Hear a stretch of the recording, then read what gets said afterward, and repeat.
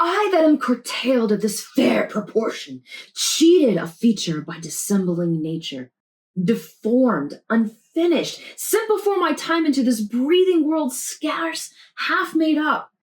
And therefore, since I cannot prove a lover, I'm determined to prove a villain. You've probably heard about Richard III and the way Shakespeare painted him.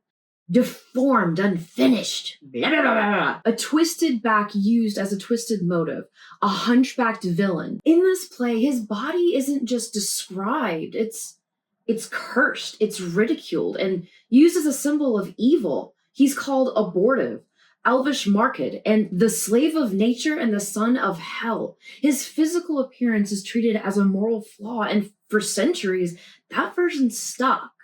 But what did Richard actually suffer from? What did his bones tell us? Not Shakespeare's fiction, but the facts unearthed by modern science. The only clearly documented long-term health issue visible on Richard III's skeleton was a severe spinal condition, right-sided thoracic scoliosis. This means his upper spine curved sharply to the right and twisted in 3 dimensions. The curve peaked around the T8 to T9 vertebrae in his mid-back, and estimates place the Cobb angle between 70 and 90 degrees, qualifying as severe by today's standard. So you're thinking, what's a Cobb angle? The Cobb angle is just a number that tells us how bent the spine is. The higher the number, the more the spine curves. A normal spine has little to no sideways curve. A Cobb angle of less than 10 degrees is considered normal and not scoliosis. When the Cobb angle reaches 10 degrees or more, we call that scoliosis. Below 10 degrees, the spine is considered within normal range.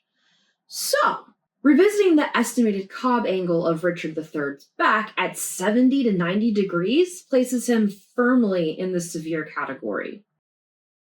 Importantly, though, his spine was, as they call, well-balanced. So this means that his neck and lower back curved back toward the midline, allowing his head to sit directly above his pelvis.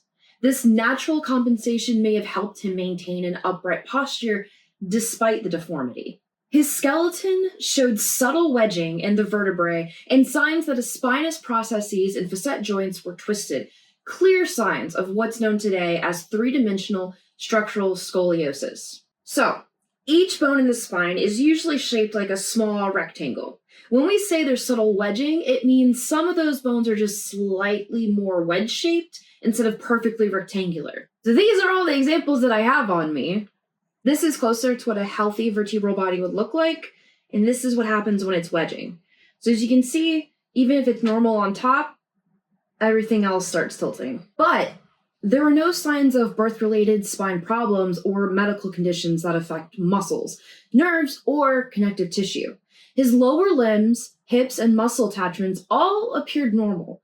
In fact, his postcranial skeleton was described as gracile with well-formed symmetrical leg bones consistent with normal walking and weight-bearing.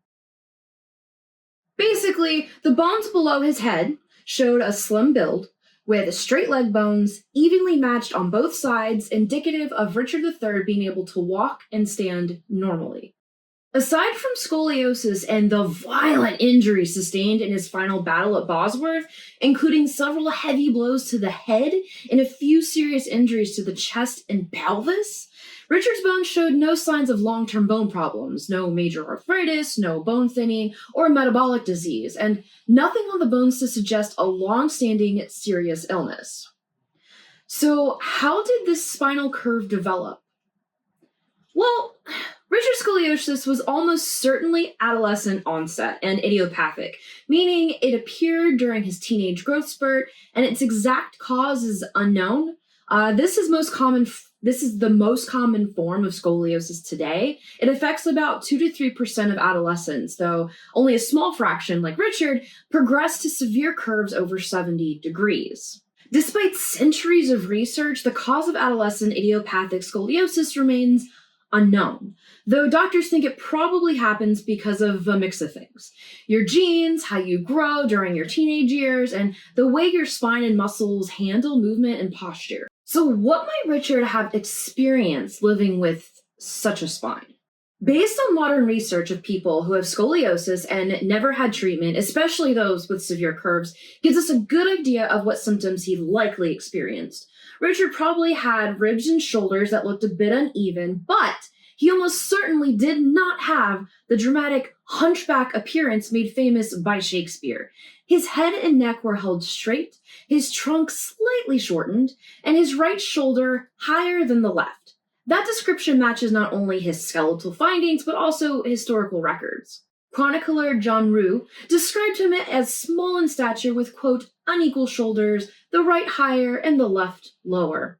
As for pain or physical limitations, it's impossible to say exactly what he felt, but studies of adults who have had scoliosis and never had treatment show that many people are able to live active, independent lives, most managed with some back pain and tiredness, but do not have major breathing problems, even when their spinal curve is quite severe. And that aligns with what we see in Richard's case. His spine was curved, sure, but the pattern and balance of the deformity would likely have allowed near normal lung function. There's no skeletal evidence that he walked with a limp or had difficulty moving. And the historical accounts confirm it. At the Battle of Bosworth, Richard fought on horseback, led charges, and engaged in hand-to-hand combat until his death. So how did he manage daily life? He likely walked with some asymmetry in his posture, but without any visible limp. His pelvis and legs showed no signs of impairment in movement. When it came to combat or riding, he may have needed to compensate slightly for shoulder imbalance or trunk rotation, perhaps adjusting his technique when drawing a sword or handling a lance, but clearly it wasn't disabling. He led a king's life and died fighting like one. His clothing and armor would have been custom-made, fitted by expert tailors and armors to his body shape. Stiff-fitted clothing worn in the Middle Ages, like layered tailor outfits with firm fabric and support, and carefully forged breastplates would have hidden or at least minimized visible differences in his shoulder height or his trunk length.